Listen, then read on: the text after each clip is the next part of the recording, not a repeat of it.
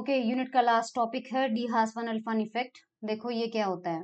The de Haas van Alphen effect is the oscillation of magnetic moment of a metal as a function of static magnetic field intensity. यानी कि जब किसी metal को magnetic field में रखते हैं तो उस मेटल के जो अंदर इलेक्ट्रॉन्स तो है ही फ्री इलेक्ट्रॉन, और मैग्नेटिक फील्ड में रखा तो उनके पास मैग्नेटिक मोमेंट आ जाएगा। सो वो मैग्नेटिक मोमेंट जो क्या करता है, ऑसिलेशन स्टार्ट कर देता है। इस इफेक्ट को हम कहते हैं de Haas van Alphen effect. Okay, the effect can be observe in pure specimens, यानी प्योर स्पेसिमेन मेटल का होगा। एट लो टेम्परेचर, टेम्परेचर हम कम रखेंगे ताकि हमें लगे कि वो टेम्परेचर की वजह से ऑसिलेशन नहीं हो रहा है। And strong magnetic field. Okay, we do not want the quantization of the electron orbit to be blurred by collisions, क्योंकि टेम्परेचर ज्यादा होगा तो कॉलिजन्स होंगे। एंड वी डोंट, ये सब लिखना की जरूरत नहीं है। जो लाइन आपके पास कहाँ तक मैं बता देती हूँ, जब एग्जाम में आप लिखेंगे तो यहाँ से स्टार्ट करके और यहीं तक लिखेंगे। उसके बाद आप इसके डेरिवेशन की तरफ आएंगे, तो डेरिवेशन के लिए हम यहाँ पे स्टार्ट करेंगे यहाँ से। ठीक है, तो इलेक्ट्रॉन स्पिन को, अब सबसे पहले इलेक्ट्रॉन स्पिन को अपन नेग्लेक्ट कर देंगे। ओके, एंड हम जो ट्रीटमेंट करेंगे पहले वो 2D के लिए करेंगे। 3D के लिए हमें सिर्फ प्लेन वेव के अंदर एक्सपोनेंशियल आयोटा के जेड को मल्टीप्लाई करना है। Okay, now the area, 2D की बात हो रही है। The area of N orbit in के स्पेस में करेंगे तो के एक्स और के वाई एक्सिस होंगे वहां पे, और वो क्वांटाइज्ड होगा, जो कि हमने प्रीवियस टॉपिक में प्रूव किया था इक्वेशन नंबर 30 में। The area between successive orbit is given by delta S is equals to Sn minus Sn minus 1 is 2 pi EB upon H cross C। ये मैं बता देती हूँ आपको कहाँ से आया है। इक्वेशन नंबर 30 में देखिए, यहाँ से अगर अपन दो एरिया का डिफरेंस लेते हैं तो अपन को क्या करना पड़ेगा, सबसे पहले एस एन प्लस वन की वैल्यू निकालेंगे तो एन की जगह एन प्लस वन रखना पड़ेगा, तो N plus one plus gamma 2 pi E B upon H cross C हो जाएगा, और एस एन की वैल्यू ये है।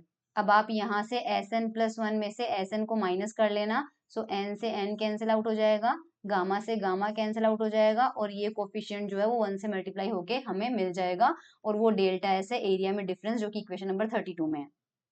ठीक है, इस डायग्राम पे अपन बाद में आएंगे। नाउ द एरिया इन के space occupied by a single orbital is 2 pi upon L square.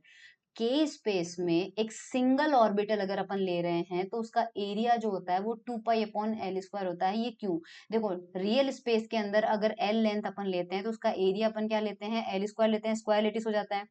लेकिन हमने रेसिप्रोकल लेटिस वेक्टर का कंसेप्ट देखा था, उसमें हमारे पास में जिस तरह से आपने देखा था, अगर रियल लेटिस की डायमेंशन ए है तो रेसिप्रोकल लेटिस वेक्टर में 2 पाई अपॉन ए आ रहा था। उसी तरह से यहाँ पे अब क्या होगा, अगर एल ले रहे हैं तो जो एरिया होगा वो 2 pi by L and 2 pi by L ये होगा। तो 2 पाई बाय एल का स्क्वायर, ये एरिया के स्पेस में होगा, यानी रेसिप्रोकल लेटिस वेक्टर के स्पेस में है। Neglecting spin for a square specimen of side L. Now, using 32, we find that the number of free electron orbitals that collapse in single magnetic level. अब हमारे पास में एक सिंगल मैग्नेटिक लेवल में कितने number of free electrons आएंगे, कितने number of free electrons हमारे पास आएंगे। तो सबसे पहले अपन ये देखते हैं कि सिंगल मैग्नेटिक लेवल बनेगा किस किस चीज से। तो बेसिकली हमारे पास दो ऑर्बिट हैं, दोनों ऑर्बिट के बीच का एरिया अवेलेबल कितना है। सो हमारे पास अवेलेबल देखो ये है ना, आपके पास ये एरिया अवेलेबल है, ये एरिया आपके पास अवेलेबल है, और हमारे पास में जो एक सिंगल ऑर्बिटल का एरिया है वो है ये। तो आपके पास ऑर्बिटल्स कितने होंगे, नंबर ऑफ ऑर्बिटल्स निकालना है। बेसिक सा क्वेश्चन पूछती हूँ आपको, यहाँ पे बेसिक सा क्वेश्चन ये है कि मैं अगर आपसे यह कहूं कि आपके पास ये एरिया अवेलेबल है और एक ऑर्बिटल का एरिया इतना है, तो इसमें कितने ऑर्बिटल आएंगे, तो आप बोलोगे कि अपन इसको छोटे छोटे पार्ट में डिवाइड कर देंगे। करेक्ट, इस तरह से डिवाइड कर देंगे। ये एक ऑर्बिटल का एरिया है इतना, और अवेलेबल एरिया पूरा टोटल अपने पास ये है। तो अपन क्या करते हैं, बेसिकली टोटल एरिया अवेलेबल हमारे पास जो है उसको सिंगल ऑर्बिटल के एरिया से अगर मल्टीप्लाई कर दें तो नंबर ऑफ ऑर्बिटल आ जाएंगे हमारे पास, नंबर ऑफ ऑर्बिटल आ जाएंगे। अब टोटल एरिया हमारे पास अवेलेबल था डेल्टा एस और सिंगल का हमारे पास था 2π/L का स्क्वायर, दोनों को डिवाइड करेंगे तो नंबर ऑफ ऑर्बिटल आ जाएंगे। ठीक है, यही चीज यहाँ पे लिखी हुई है, ध्यान रखना। ये देखो सिंगल ऑर्बिटल का एरिया हमारे पास है 2π/L का स्क्वायर, सिंगल का एरिया अवेलेबल इतना है। So number of free electron orbitals, orbitals का नंबर देखना है अपन को। सो ये अवेलेबल एरिया था, ये डेल्टा एस था और इसको डिवाइड किया है अपन ने एल 2π/L का स्क्वायर से। तो डिवाइड किया है, वो डिवाइड वाला टर्म जब ऊपर जाएगा तो L/2π हो जाएगा। और इस टर्म को सपोज कैपिटल डी से रिप्रेजेंट करते हैं और इसमें बाकी सारे टर्म को अपन जितने भी कांस्टेंट आ रहे हैं उन सब कांस्टेंट को मिला के रो मान लेते हैं और सिर्फ मैग्नेटिक फील्ड वाला जो टर्म है उसे अलग से लिख लेते हैं, बाकी सारे कांस्टेंट को अलग लिख के उसको रो से रिप्रेजेंट कर देते हैं। ठीक है, now such a magnetic level is called Landau level. ये एक लेवल जो होगा ये लांडव लेवल बनेगा हमारे पास में, और ये फिगर नंबर 24 में बताया है। फिगर नंबर 24 ये हमारे पास है। I don't think figure number 24 में लांडव लेवल बताया है हमारे पास में, फिगर नंबर 23 में है जो मैं एक्सप्लेन करूंगी। एनीवेज अभी अपन डेरिवेशन पे चल रहे हैं, मैं फिगर को बाद में एक्सप्लेन करूंगी। The dependence of the Fermi level on B is dramatic for a system of n electrons. हमारे पास एब्सोल्यूट जीरो टेम्परेचर पे मान लीजिए n इलेक्ट्रॉन्स है। The Landau levels are entirely filled up to a magnetic quantum number s। एक magnetic quantum number s है जहां तक सारे लेवल भरे हुए हैं। s पॉजिटिव इंटीजर है। इसके बाद में ऑर्बिटल आता है s+1। मान लीजिए वो पार्टली फिल्ड है, यानी कि उसमें पूरा भरा हुआ नहीं है, कुछ भरा हुआ है, कुछ इलेक्ट्रॉन्स है उसमें। ठीक है, तो हमारा फर्मी लेवल कहाँ पे लाई करेगा? अब देखो s वाला लेवल है ये कंप्लीटली फिल्ड है और इसके ऊपर आता है s+1, ये आधा भरा हुआ है, तो फर्मी लेवल किस में लाई करेगा? s+1 में लाई करेगा, right? So the Fermi level will lie in the Landau level s+1, obviously if there are electrons in this level. As the magnetic field is increased, the electron move to lower levels. जैसे ही हम magnetic field बढ़ाते हैं, electron जो होते हैं वो नीचे के लेवल में शिफ्ट होते हैं, और जब वो नीचे शिफ्ट हो जाएंगे, अभी मैं बताऊंगी नीचे क्यों शिफ्ट होते हैं, लेकिन मान लो वो नीचे शिफ्ट हो गए। अगर नीचे शिफ्ट हो गए तो s+1 वाला खाली हो गया। So when s+1 is vacated, यानी जब s+1 खाली हो जाएगा, the Fermi level moves down abruptly to level s। तो अपना फर्मी लेवल कहाँ आ जाएगा? s में आ जाएगा। अब इलेक्ट्रॉन नीचे क्यों आए वो बताते हैं। The electron transfer to lower Landau levels can occur because their degeneracy d increases as b is increased.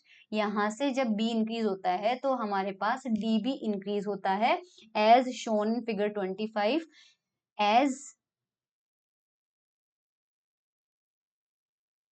As b is increased, there occur values of b at which quantum number of the uppermost field level decreases abruptly by unity. Okay, अब time आ गया, हमें diagram के बिना नहीं समझ में आएगा। अब ये डायग्राम देखो, आपको डी हाउस 1 अल्फा मेकफिन में सिंगल डायग्राम बना के आना है और वो ये वाला बना के आना है। हालांकि इस वाले टॉपिक में 4-5 डायग्राम और दिए हुए हैं, बट आपको वो नहीं बनाने हैं, सिर्फ ये बनाना है। यहाँ पर हो क्या रहा है, यहाँ पर हमने क्या किया है, b equal to 0, magnetic field लगाई नहीं, तब हमारे पास हमने फर्मी लेवल बनाया, ये वाला फर्मी लेवल। नीचे जो शेडेड वाला पार्ट है ये इलेक्ट्रॉन से भरा हुआ है, ये ऊपर वाला सारा खाली है, तो ये हमारे पास फर्मी लेवल है, करेक्ट? यहाँ पे अपन ने लैंडव लेवल बनाने के लिए थोड़ा सा स्कीमेटिक मतलब पिक्चराइजेशन करने के लिए, so these regions are only schematic, ये सिर्फ स्कीमेटिक है। इसका मतलब ये जो ट्राइंगल बने हुए हैं, एक्चुअल में इन ट्राइंगल का ट्राइंगुलर शेप से कोई लेना देना नहीं है, हमें एक सिंगल लाइन लानी थी। तो हमने यहाँ पर क्या किया है कि हम ये मान लेते हैं कि एप्सिलॉन एफ तक हमारे पास 4 लैंडव लेवल आ गए थे, है ना, और वो चारों कंप्लीटली भरे हुए थे। तो ये पहला लैंडव लेवल, ये देखो फुल भरा हुआ है। ये दूसरा हमारे पास लेवल, ये भी इलेक्ट्रॉन से भरा हुआ। ये तीसरा हमारे पास लेवल, ये भी कंप्लीटली भरा हुआ। ये फोर्थ हमारे पास लेवल, ये भी कंप्लीटली भरा हुआ। इसके बाद वाला लेवल खाली है, ये हमारे पास क्या है, खाली है। तो फर्मी लेवल कहाँ पे आएगा? जहां तक फील्ड ऑर्बिटल आ रहे हैं, और फील्ड ऑर्बिटल आपके पास 4th लेवल तक आ रहे हैं, तो 4th लेवल का जो ट्राइंगल है वहां पे अपने पास फर्मी लेवल आ रहा है। सो इस ट्राइंगल से कंफ्यूज बिल्कुल भी आपको नहीं होना है, ठीक है। अब हमने क्या किया है, मैग्नेटिक फील्ड B1 लगाई, लेकिन B1 की इंटेंसिटी हमने अभी तक बहुत कम रखी है। B1 की इंटेंसिटी हमने इतनी कम रखी है कि हमारा फर्मी लेवल अभी डिस्प्लेस नहीं हुआ है, सो B1 इज वेरी लो। अब हम मैग्नेटिक फील्ड को बढ़ाते हैं, करेक्ट। B1 जो है इससे बड़ी मैग्नेटिक फील्ड लगाते हैं अपन B2। तो B2 की पिक्चर में क्या हो रहा है, देखो B2 की पिक्चर में ये हो रहा है कि यहाँ पे 1 2 3 4 4 रैंडम लेवल इलेक्ट्रॉन से भरे हुए थे, जबकि B2 मैग्नेटिक फील्ड में आप ध्यान से देखिए 1 2 3 एंड फोर्थ वाला आधा भरा हुआ है, 3.5 लेवल ही भरे हुए हैं। यानी कि हमारे पास फर्स्ट में B1 जब मैग्नेटिक फील्ड कम है, लो मैग्नेटिक फील्ड में हमारे पास इलेक्ट्रॉन का जो फर्मी लेवल था वो 4 लेवल तक था, करेक्ट।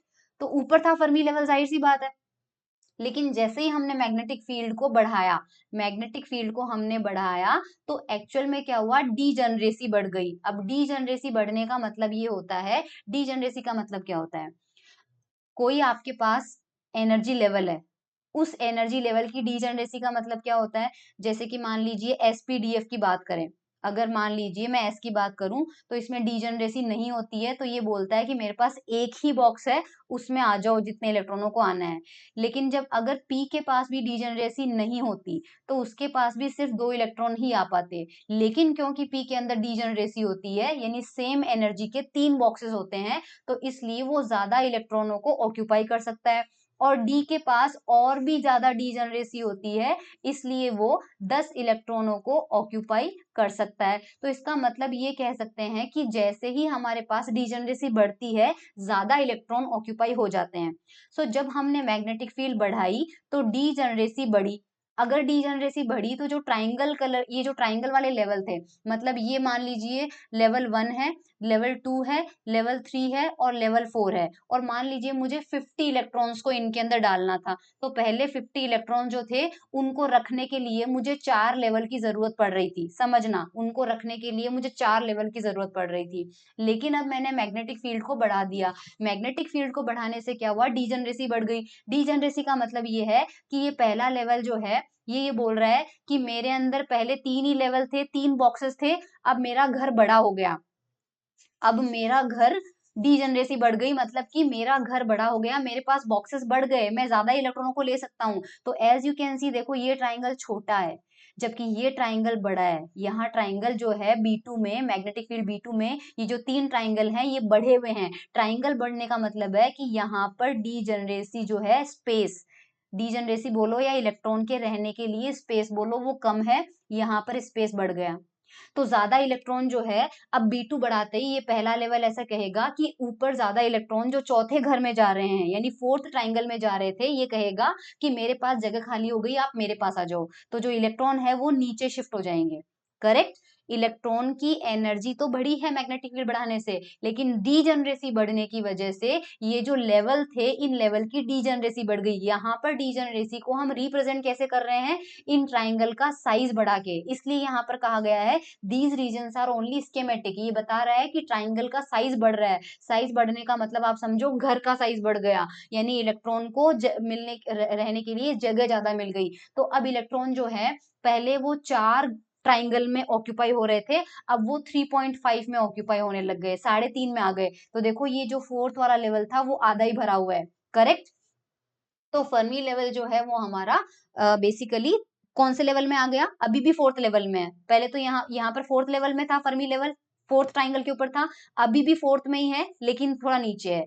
अब अगर अपन ने और मैग्नेटिक फील्ड बढ़ा दी B3, तो B3 is greater than B2, और बढ़ा दी, तो और बढ़ा दी तो डीजनरेसी और बढ़ जाएगी। अगर और बढ़ जाएगी तो अब ये कहेंगे कि हमारे पास डीजनरेसी मतलब हमारे पास रहने के लिए स्पेस और बढ़ गया, तो इन ट्राइंगल का साइज और बढ़ गया। तो देखिए सबसे छोटा ट्राइंगल इधर है, B1 के केस में, B1 के करस्पॉन्डिंग ये ट्राइंगल है, B2 के करस्पॉन्डिंग ये ट्राइंगल है, और B3 के करस्पॉन्डिंग ये ट्राइंगल है। तो B3 के करस्पॉन्डिंग जो ट्राइंगल्स है वो सबसे ज्यादा बड़े हैं, विच मीन्स कि इनकी डीजनरेसी सबसे ज्यादा है, इनके पास इलेक्ट्रॉन्स के लिए अवेलेबल स्पेस ज्यादा है।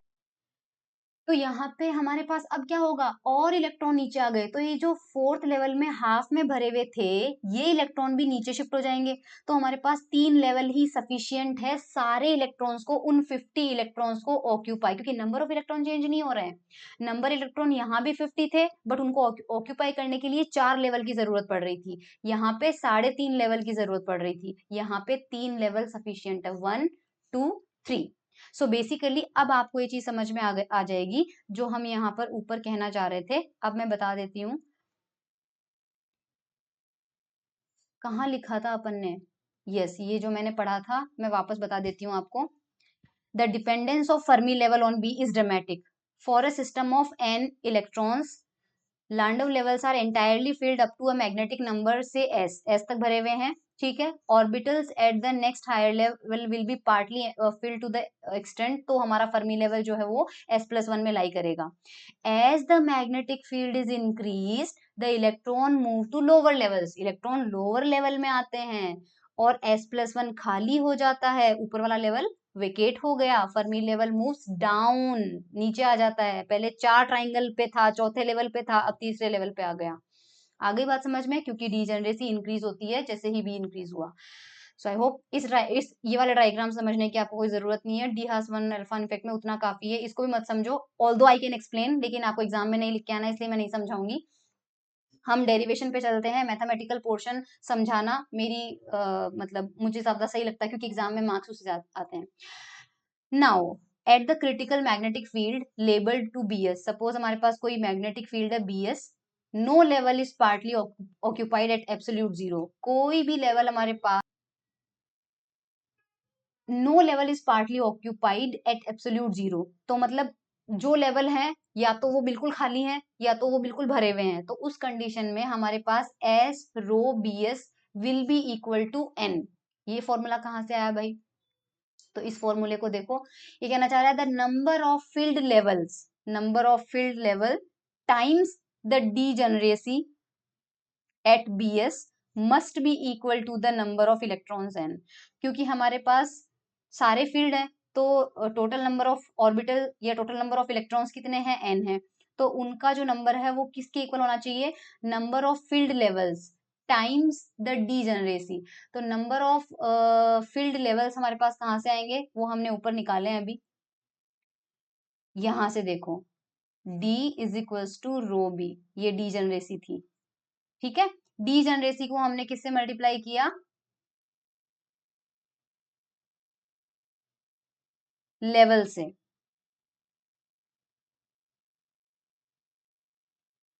The number of filled level, number of filled level कितने हैं, S, times the degeneracy at B S, कितना है, डी, किसके इक्वल होना चाहिए, एन के इक्वल होना चाहिए, और डी की वैल्यू कितनी थी, रो इंटू बी, तो फॉर्मूला कितना आ जाएगा, S rho and B that will be equal to N. नहीं समझ में आया तो अब समझना ऐसे, ये कह रहा है कि सपोज हमारे पास डीजेनरेसी नहीं होती, डीजेनरेसी नहीं होती मतलब हर बॉक्स में एक इलेक्ट्रॉन आ रहा है, तो अगर 5 बॉक्स होते तो 5 ही इलेक्ट्रॉन्स होते, तो मैं एस को 5 लिखती, एस मेरे पास क्या है, नंबर ऑफ लेवल्स है, 5 लेवल है, हर लेवल में एक इलेक्ट्रॉन है, तो नंबर ऑफ लेवल्स और नंबर ऑफ इलेक्ट्रॉन सेम होते, तो एस इज इक्वल टू हमारे पास कितना आता, 5 आता, क्योंकि और एस की वैल्यू भी कितनी है, 5।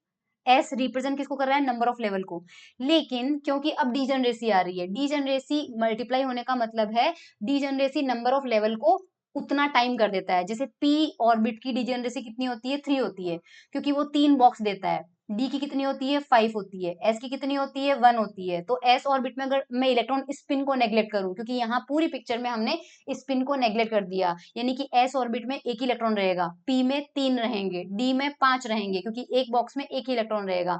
सो जितने नंबर ऑफ लेवल हैं, नंबर ऑफ लेवल का मतलब क्या है, नंबर ऑफ बॉक्सेस, तो जितने नंबर ऑफ बॉक्सेस होंगे उतने ही नंबर ऑफ इलेक्ट्रॉन होंगे, करेक्ट। अब नंबर ऑफ बॉक्सेस हमारे पास, अगर मैं एस की बात करूं यानी डीजेनरेसी नहीं है, तब तो एस इक्वल टू 5 सही है, लेकिन अगर मैं पी की बात करूं तो मुझे इस 3 से मल्टीप्लाई करना पड़ेगा, नंबर ऑफ लेवल्स को मुझे 3 से मल्टीप्लाई करना पड़ेगा, क्योंकि मेरे पास पी ऑर्बिट में 3 लेवल मौजूद है और तीनों में 3 इलेक्ट्रॉन आ सकते हैं, तब जाके मुझे टोटल नंबर ऑफ इलेक्ट्रॉन मिलेगा एन, इसलिए नंबर ऑफ लेवल को हम एस बोल रहे हैं और डीजेनरेसी की जगह हम रख रहे हैं रो इंटू बी, जो कि कैपिटल डी की वैल्यू निकाली थी। सो आई होप आपको ये वाला फॉर्मूला समझ में आ गया। इक्वेशन नंबर 34, ठीक है। इक्वेशन नंबर 34 के बाद में हम चलते हैं, to show the periodicity of energy B is varied we use the result. अब देखो यहाँ पे एक फॉर्मूला यूज कर रही हूं मैं, उसका डेरिवेशन मैं नहीं करवाऊंगी क्योंकि किटल में खुद में लिखा हुआ है कि आप रिजल्ट यूज करो, वैसे भी लेंदी हो जाएगा। We use the result that the energy of the Landau level of magnetic quantum number n is given by En is equals to n minus half h cross omega c where omega c is the cyclotron frequency। तो obviously मैं इतना deep में जाके इस expression को derive नहीं करूंगी, बाकी इसका डेरिवेशन भी अवेलेबल है इंटरनेट पे, मिल जाएगा आपको चाहिए तो। बट क्योंकि किटल खुद कह रहा है, किटल खुद कह रहे हैं कि यूज द रिजल्ट, तो हम यही रिजल्ट यूज करेंगे कि हमारे पास में हर लैंडोव लेवल की एनर्जी, किसी भी nth लेवल की जो एनर्जी है वो ये है।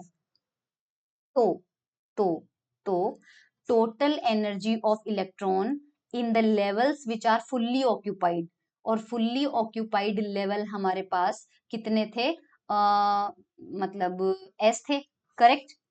अब देखो d is the number of electron in each level. एक लेवल में, मैं अगर एक लेवल की बात करूं, एक लेवल में मान लो मेरे पास d इलेक्ट्रॉन है, ठीक है, एक लेवल में d इलेक्ट्रॉन है।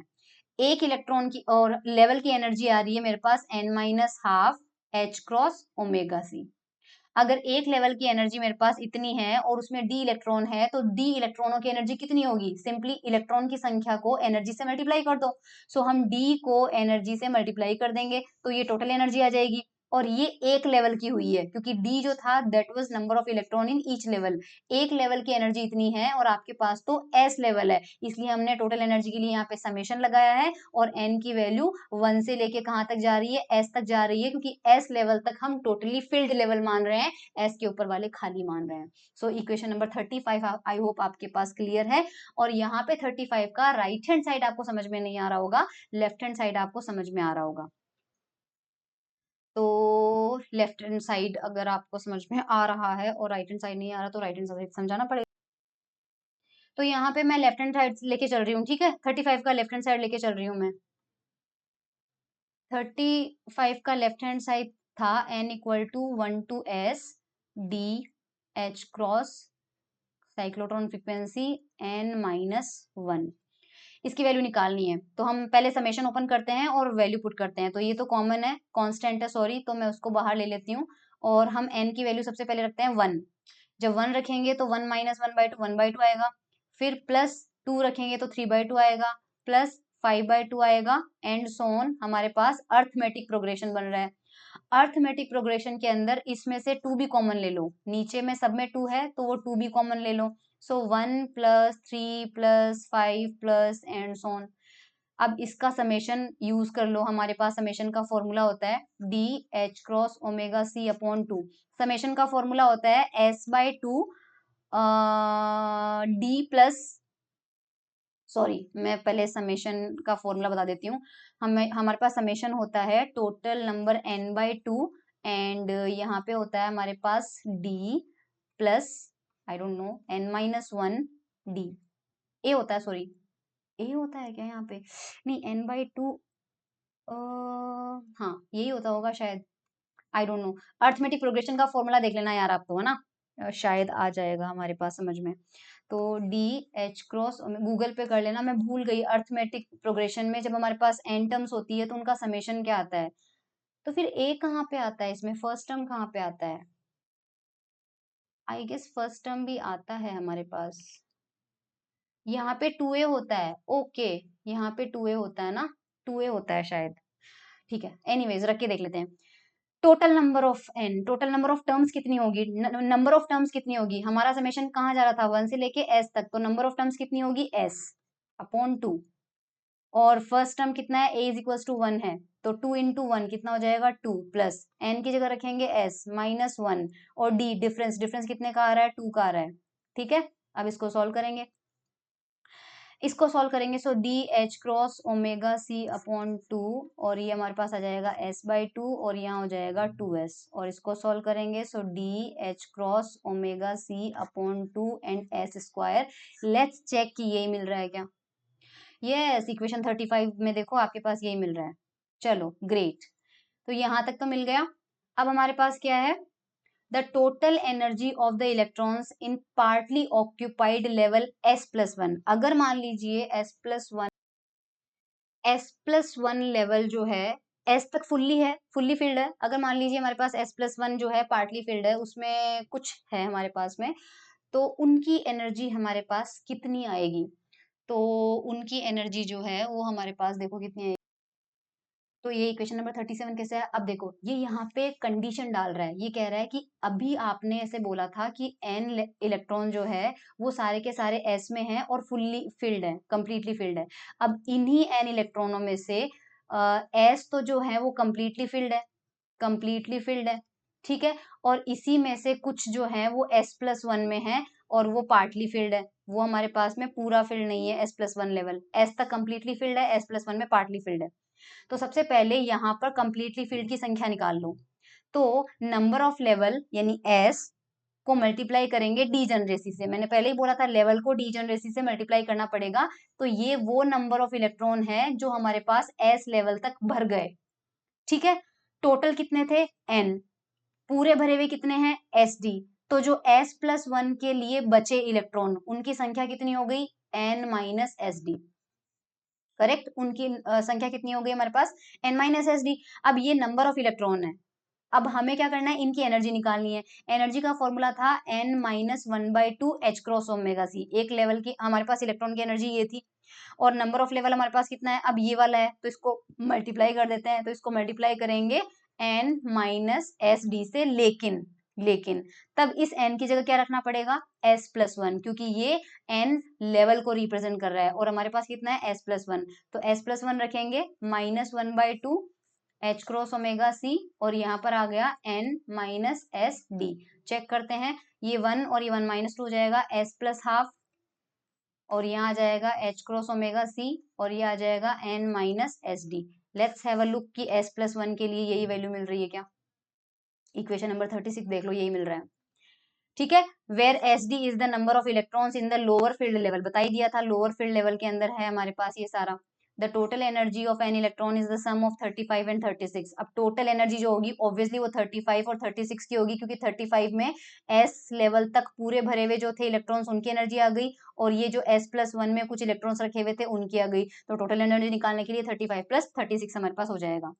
नाउ द मैग्नेटिक मोमेंट, क्योंकि हमारे पास डी हार्ट्सफन इफेक्ट में था, मैग्नेटिक मोमेंट का ऑसिलेशन था। तो the magnetic moment of a system absolute zero is given by mu equals to minus del U upon del B. हम जानते हैं मैग्नेटिक मोमेंट का फॉर्मूला होता है, क्योंकि पोटेंशियल एनर्जी क्या होती है मैग्नेटिक फील्ड में?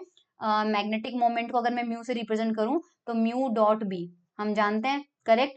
तो यहाँ पे म्यू की वैल्यू कितनी हो जाएगी? डेल, अगर दोनों साइड में डिफरेंशिएशन करो तो इधर डेल आ जाएगा, इधर भी डेल आ जाएगा। तो म्यू का फॉर्मूला कितना है? Del U upon del B, और पोटेंशियल एनर्जी नेगेटिव होती है, so del U by del B potential magnetic moment का फॉर्मूला होता है। The moment here is an oscillatory function of 1 upon B. यहाँ पर जो मैग्नेटिक मोमेंट जो है वो 1/b का ऑसिलेटरी फंक्शन है। कैसे देखते हैं? This oscillatory magnetic moment of the Fermi gas at low temperature is the de Haas van Alphen effect. यही हमारे पास डी हार्ट्समैन अल्फान इफेक्ट होता है। We see that the oscillation occur at equal intervals of 1/b such that. Oscillations कैसे हुए?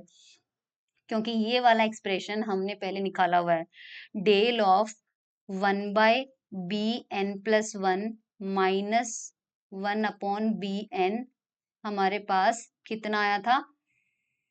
Sorry, यहाँ पे था s is equals to 2πe/h cross c। ये रिजल्ट हमने प्रीवियस टॉपिक में निकाला था। तो इस s को नीचे लेके आ जाओ, ओके, और इसको हम लिख सकते हैं डेल ऑफ 1/b। तो डेल ऑफ 1/b हमारे पास यहाँ पर ये आ रहा है, ठीक है। अब ये ऑसिलेशंस कैसे? तो यहाँ पर नीचे ग्राफ है, ये ग्राफ देखो एक बार आप। ये ग्राफ किस किस के बीच में प्लॉट किया गया है? मैग्नेटिक मोमेंट यानी कि म्यू वर्सेस 100/b। 100/b को एक तरह से आप 100 को अवॉइड कर दो, तो ये ग्राफ क्या है? 1/b के साथ में प्लॉट किया गया है। जब म्यू की वैल्यू निकाली जाती है 1/b के साथ में, और मैग्नेटिक फील्ड की अलग अलग वैल्यूज पे देखा जाता है, तो ये जो व्हाइट कलर की लाइंस है, ग्राफ इस तरह से बन रहा है, और एज यू कैन सी ये ऑसिलेशंस जैसा दिख रहा है। ये क्या हो रहे हैं? ऑसिलेशंस। तो मैग्नेटिक मोमेंट का मैग्नेटिक फील्ड की प्रेजेंस में मेटल के अंदर ऑसिलेशंस है, यही हमारा डी हार्ट्समैन अल्फान इफेक्ट है, ठीक है। इसके अंदर ये एक्स्ट्रा चीजें जो है ये अपन नहीं करेंगे। बस ये हमारे पास था डी हास फन इफेक्ट, और ये हमारी यूनिट 1 अब कंप्लीट होती है।